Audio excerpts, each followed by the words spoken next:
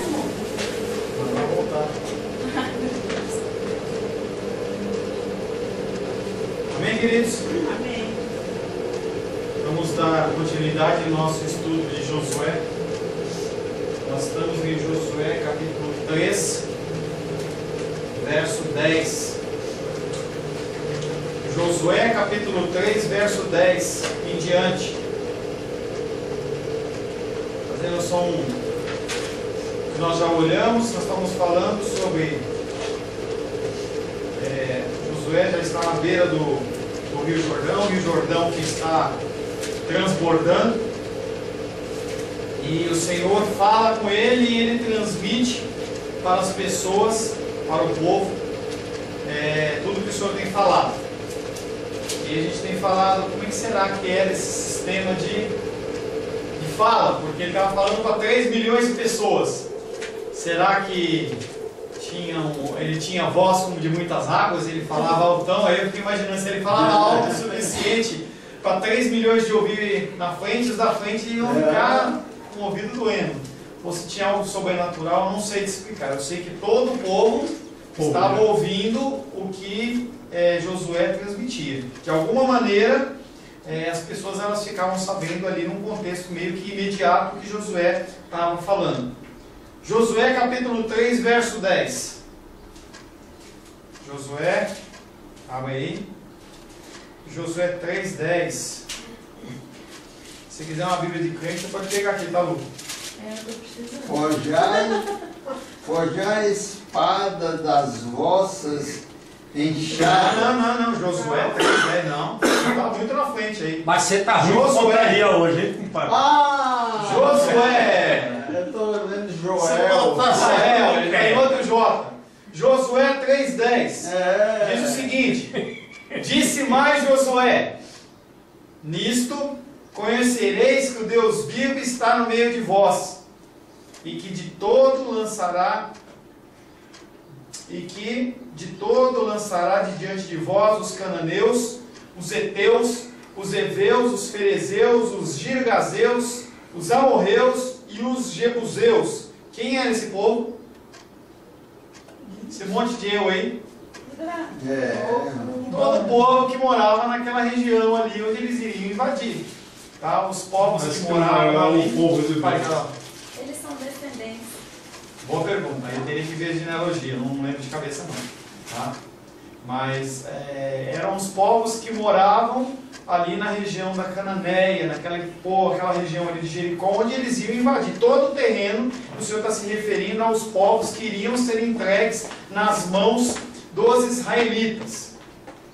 E aí, o Senhor ele vinha falando, entendeu que ia fazer isso. E agora o Senhor ele realmente vai fazer.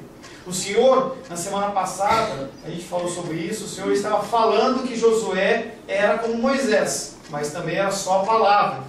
O povo de Israel ele não tinha visto nada concreto de Deus realmente estar entregando ou usando Josué para fazer algo de uma maneira sobrenatural. Então o Deus que era um Deus que estava só falando, agora ele é um Deus que vai começar a cumprir as coisas que ele disse que iria fazer. E disse mais Josué: não conhecereis que o Deus vivo está no meio de vós. E aí nisto conhecereis. Não é só de falar. Nosso Deus não é só um Deus de eu digo que vai acontecer, não. As coisas que Deus fala, e se Deus fala, elas acontecem. O que é o problema nos dias de hoje é que Deus não fala, mas os homens dizem que Deus falou por ele. Aí o pessoal fala assim: Deus mandou dizer isso. E Deus não mandou dizer coisa nenhuma. Deus mandou fazer tal coisa. Por isso que eu tenho um temor enorme de estar na frente. Porque com decisões que eu tomo, eu não posso simplesmente tomar pela minha vontade. Eu posso ver pessoas que estão precisando, ou que estão com desejo, que eu tenho desejo de ajudar, até na criança esperança, mas eu não posso, por exemplo, pegar o dinheiro que é da igreja e fazer uma coisa dessa, sem que haja uma direção do Senhor.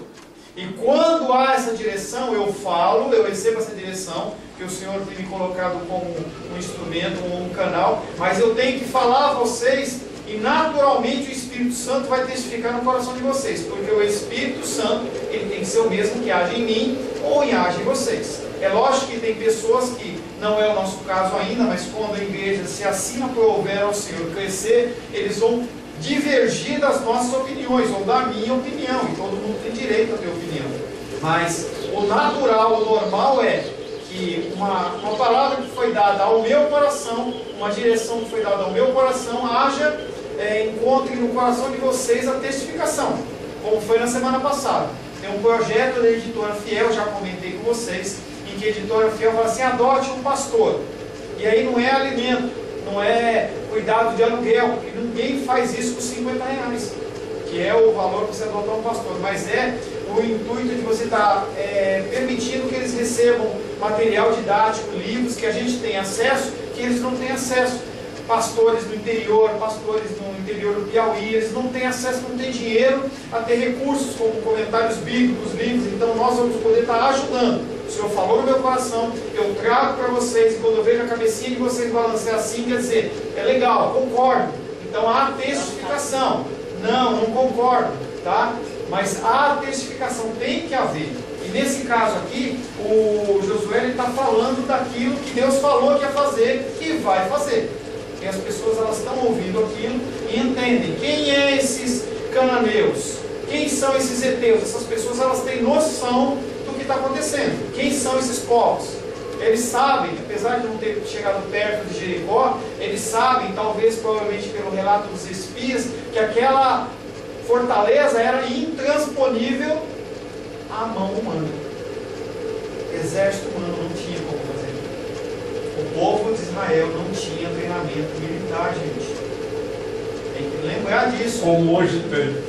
O povo hoje tem. Hoje não pode mexer com eles.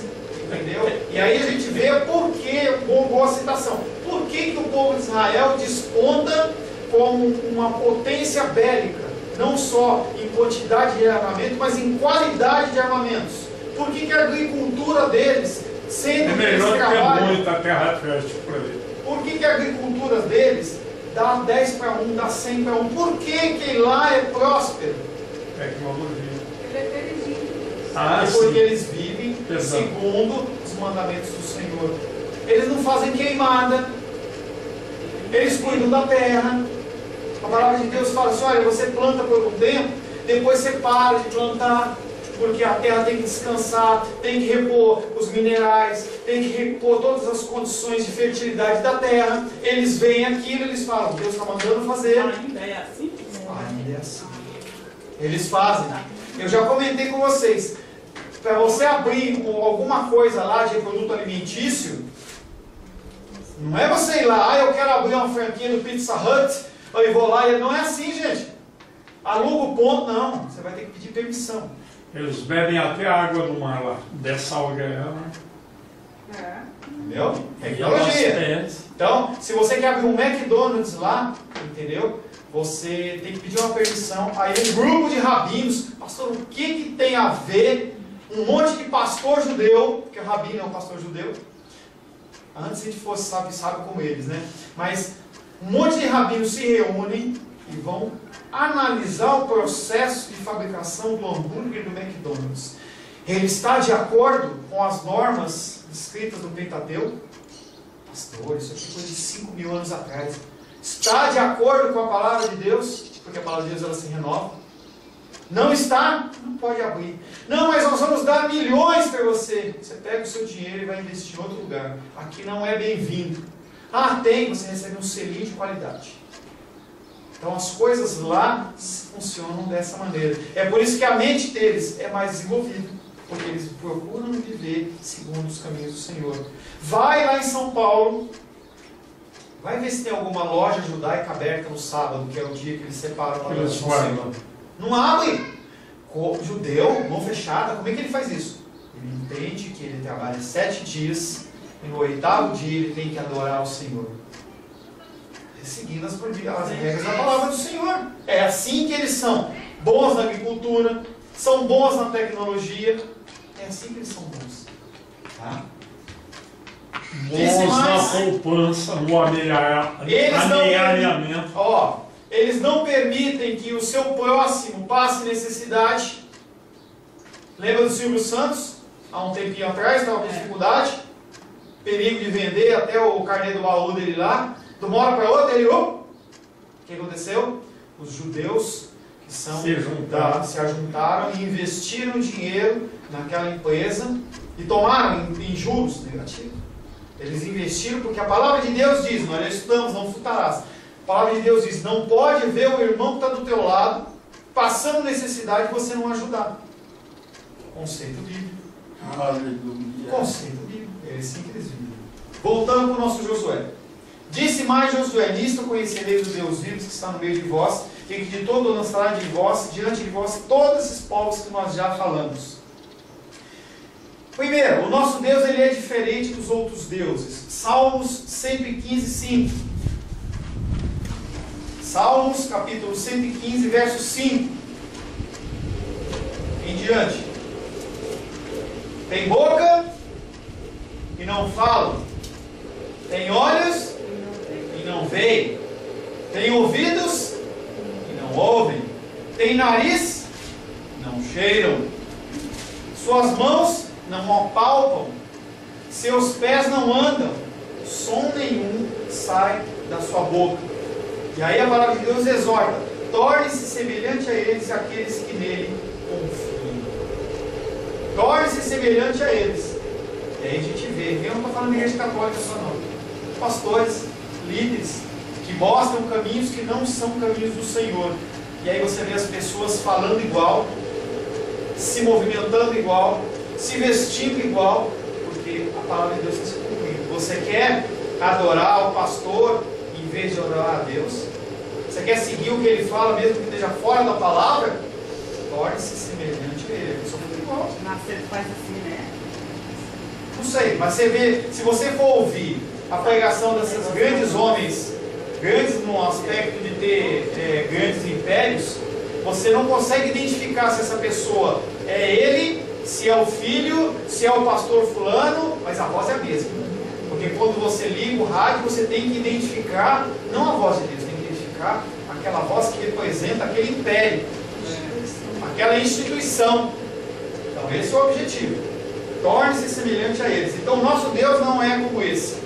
O nosso Deus, ele é um Deus que tem boca e fala, tem olho e vê. Os olhos dele estão sobre toda a terra.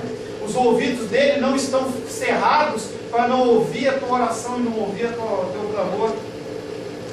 O nariz dele, ele sente o cheiro dos louvores que nós entoamos a ele, que chegam como incenso agradável.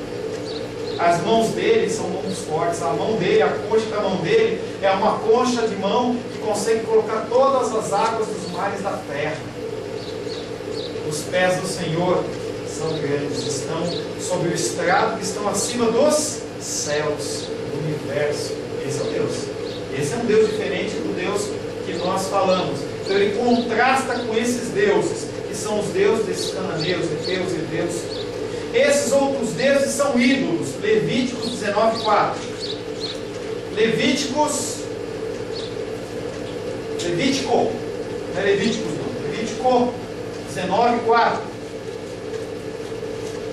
Vamos lá, Luiz. Nessa versão herética. Vamos lá. Qualquer coisa eu corrijo.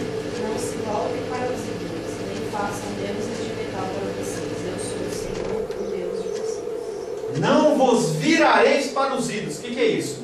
Você está adorando a Deus, está lá buscando ao Senhor, mas o Senhor está demorando a responder. O que você faz?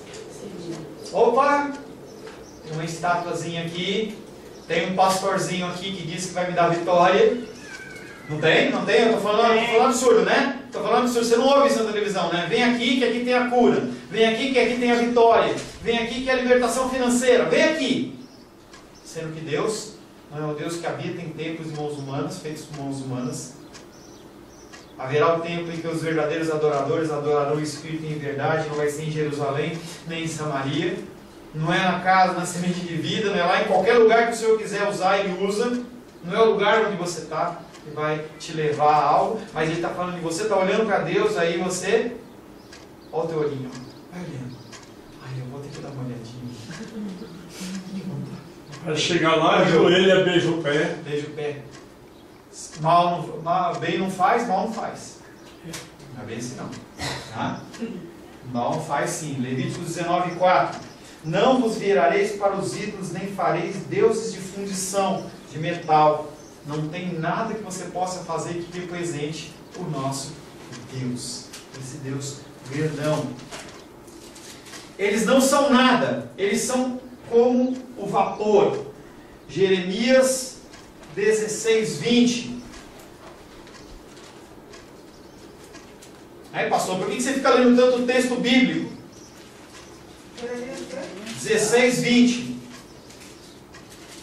Não é mais fácil você só falar, a gente acredita em você. Não, a palavra ela tem que se testificar por ela mesma. Não é artifício humano. Eu tenho que falar para você o que é e a Bíblia tem que testificar, porque senão não vale nada. É só o conhecimento do pastor Paulo. Mais nada, tá? Jeremias 16:20. Ninguém achou? Opa! Acertou! Acaso fará o homem para si deuses que de fato não são deuses? Ele está perguntando: o homem vai fazer isso? Está falando com o povo, que povo está falando? Com os cananeus ele está falando? Com quem que ele está falando aqui, Jeremias? Israelitas. Os israelitas. Então ele está falando assim: acaso vocês vão fazer para si deuses que de fato não são deuses? Porque fora o nosso Deus, e aí eu tenho que concordar com as pessoas que dizem: pastor, eu sou de tal religião, mas tem só um Deus. Realmente, é verdade, só tem um Deus. Como se o nosso fosse outro, e outro e outro. Só tem um Deus. Todos os outros não são nada. Zeus, Hades, Poseidon, não existe. Apolo, qualquer outro sabão em pó desse que você quiser. Se eu falar em Apolo, tem um candidato a entrar de Cristo, já viu? Candidato quem? Um candidato com as vestes de Cristo, apóstolo. Só posso falar uma coisa para o senhor. Quem é Jesus? Esse Deus vivo, ele está no meio de Israel. Não é um Deus que está longe. Ele não está lá no templo, ele não está escondido, nada. Ele está no meio de Israel. E ele tem se manifestado, primeiramente, antes do Mar Vermelho, com a coluna de fogo e de nuvem. Por que tinha duas colunas? Por que era a coluna de fogo? Era para quando a coluna de fogo? À noite. Para o quê? E para mostrar o caminho, porque eles andavam de noite também, tá? E a de nuvem era para proteger do calor do sol, tá? Esse Deus vivo, ele está no meio de Israel. Deuteronômio 6,15. Que legal pensar isso, né? Às vezes a gente ouve as coisas e não pode pensar. Então, o povo andando e tem um coluna de proteger. Sombrinha. Hã? Aí a pessoa está vendo pela internet e fala assim: pastor, ele tanto texto, por que você não coloca aqui nem lá nas igrejas, coloca aquele texto aqui? Não, eu quero que você abra a Bíblia. Tá? Abra a Bíblia. Você tem que ter uma Bíblia. Deuteronômio 6,15. Vai lá, irmão Cláudio. Sua vez.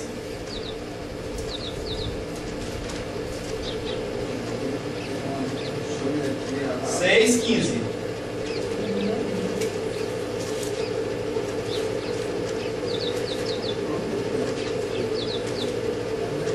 Vou ler, hein? Porque o Senhor teu Deus é Deus zeloso no meio de ti. O que é um Deus zeloso? É um Deus ciumento. É um Deus que não aceita qualquer adoração. É um Deus que não aceita você de qualquer jeito. Ele não aceita você com o coração dividido pela metade. Eu gosto muito de Deus, eu amo Deus, mas eu amo outras coisas. Eu tenho outras prioridades também. Deus, Ele é um Deus zeloso no meio de ti, para que a ira do Senhor teu Deus se não se acenda contra ti e te destrua sobre a face da terra. Que Deus é esse? Deus não é amor? Ele vai falar que vai destruir. Ele está falando aqui: se você tiver outros deuses na sua vida, no seu trabalho, na sua casa de campo, no seu carro, seus filhos, seu marido, sua mãe, seu pai, Ele está falando, se você tiver um outro Deus nesse ponto, de você colocar ao mesmo nível de Deus, que foi o que estava acontecendo com Abraão, lembra de Abraão? Deus olha Abraão, ele era voltado ao Senhor. O Senhor fala, sai da terra, ele sai. Anda por aqui, ele anda. Aí nasce o filho dele, nasce Isaac. Aí o Senhor começa a falar, pera um pouquinho. O coração de Abraão, eu acho que está meio virado para Isaac. Vai fazer ele a prova, vamos ver se ele gosta, se ele ama. Será que Deus não sabia? Deus não sabia isso. Ele mandou Abraão não sabia. Lógico, mas fica parecendo que Abraão, Deus está lá num cantinho assim e fala assim, será que Abraão me ama? Será que Abraão realmente gosta de mim? Então eu vou falar assim, olha Abraão, ou é Isaac ou é eu. Você acha que Deus estava ali naquele momento sem saber o que ia acontecer? Ele arma toda uma situação para que Abraão pudesse estar realmente com o coração entregue e sabendo que, provando e mostrando que, para ele mesmo, que Deus ele é soberano em cima das coisas. Mas se você tem um ídolo, porque o Senhor teu Deus é Deus zeloso no meio de ti, para que a ira do Senhor teu Deus, se não se acenda contra ti, e destrua e te destrua de sobre a face da terra. Deus mau, né? Deus é Deus zeloso, gente. Você tem ouvido a palavra de Deus, é para seguir os caminhos do Senhor. Antes você ficar como um ímpio, antes você ficar como aquele que não ouve, para você ter juízo sobre a sua vida. É que nem um filho. Se tem um filho e ele não faz algo correto, é uma coisa. Agora você falou, não faça isso, e ele vai e faz, o juízo é maior. Então eu te convido a desligar a internet, a ir tomar uma água e não continuar ouvindo se você não quiser seguir os caminhos do Senhor. É muito sério isso. Esse Deus vivo, Ele é o Senhor da história. Certamente expulsará diante de vocês os atuais habitantes de Canaã. Quem são eles? Cananeus, heteus. Espera um pouquinho, mas Canaã, cananeus, parece que está falando de mais de um povo. Não, quando se fala de cananeus, normalmente na Bíblia, ele está falando de uma maneira genérica. Ele está falando assim, olha, todo mundo que habita na terra de Canaã, ele é cananeu. Mas tem um povo que é considerado como cananeu. Mas se você vê cananeu, ele está falando de todos estes povos. A ordem de serem destruídos é essa que está apresentada aí. Tá? Verso 11. Josué capítulo 3, verso 11.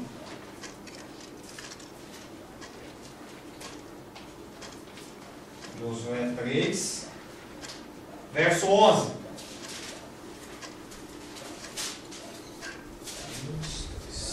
Eis que a arca da aliança do Senhor de toda a terra passa o Jordão diante de vós. Eis que a arca da aliança do Senhor de toda a terra passa o Jordão diante de vós. Mas não é Deus que não é importante? Será que Deus não está criando um objeto de idolatria aí? Porque antes era uma coluna de fogo e uma coluna de nuvem. Agora é a arca. Depois lá na frente, quando eles estão carregando a arca do Senhor no carro de boi, que não era o jeito de carregar, lembra que eu falei? Aí a arca, o boi passa naquelas estradas que não eram asfaltadas, aí a arca dá aquela sacudida e a arca vai cair. Aí o que o Zá faz?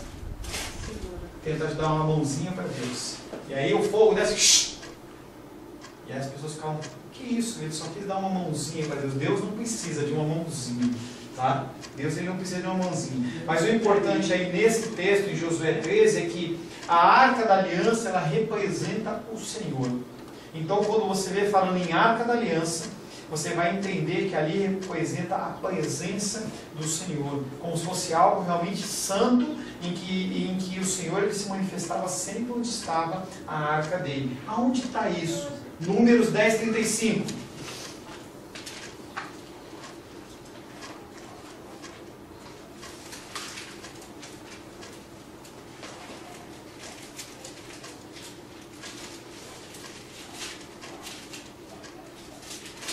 Fala, Titi.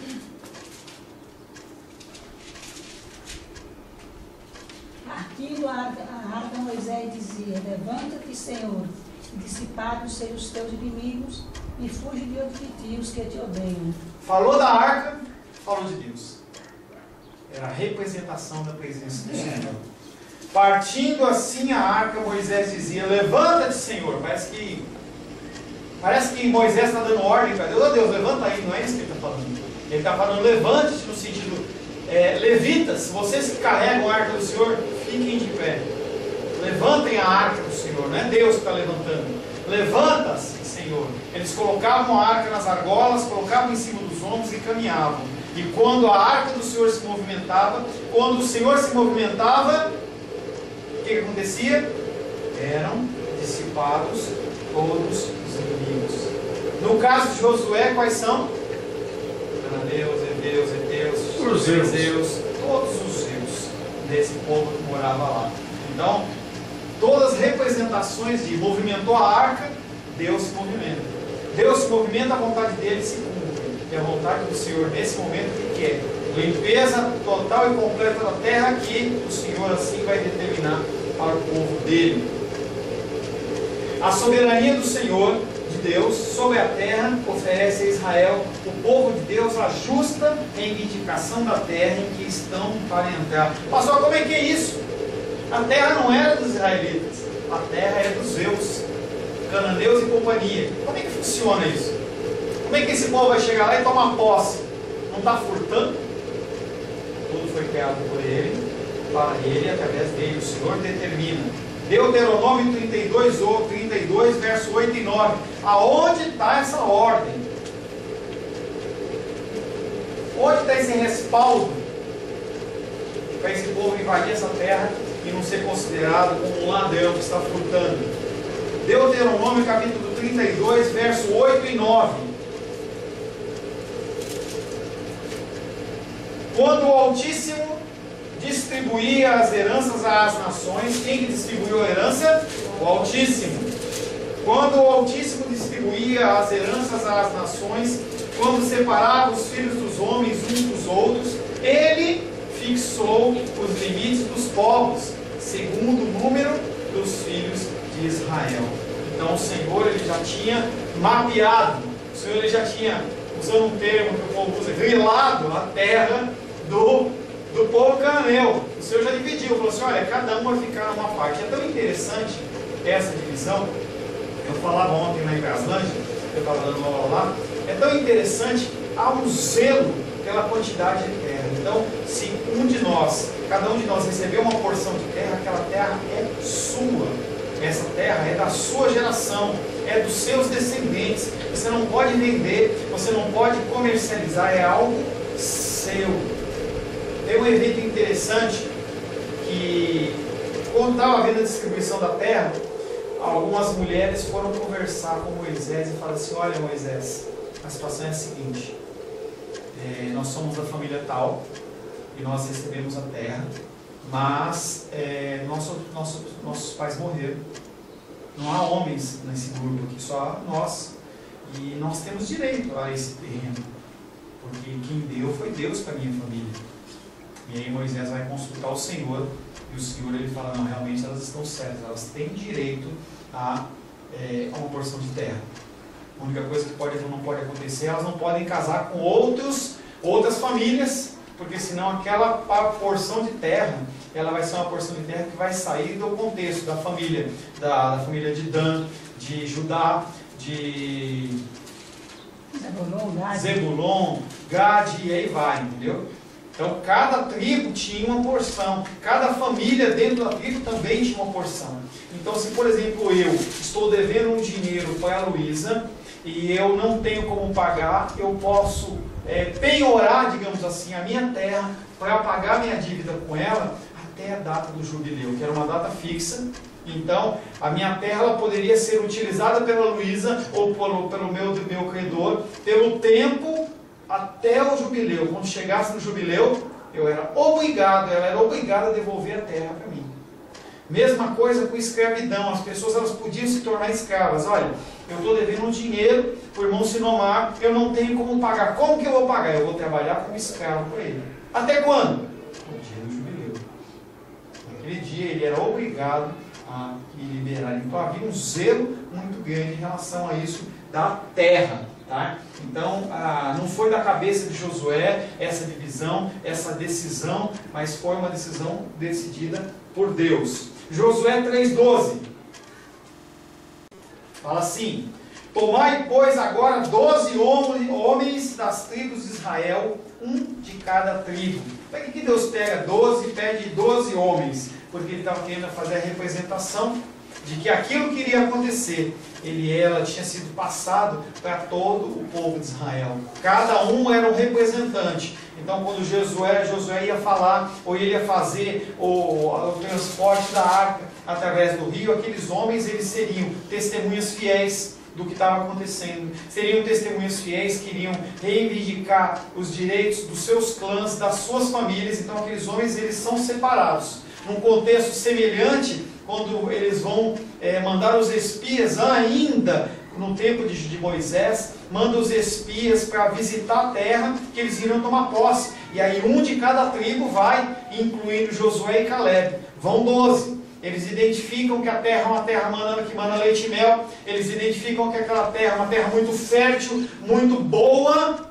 Mas eles identificam também que as pessoas que moram lá são gigantes. São pessoas que moram como em Jericó, em fortalezas enormes, e que eles seriam como formigas, seriam como gafanhotos. Eles não olham para o Deus de Israel, mas eles olham para o poderio bélico daquele povo.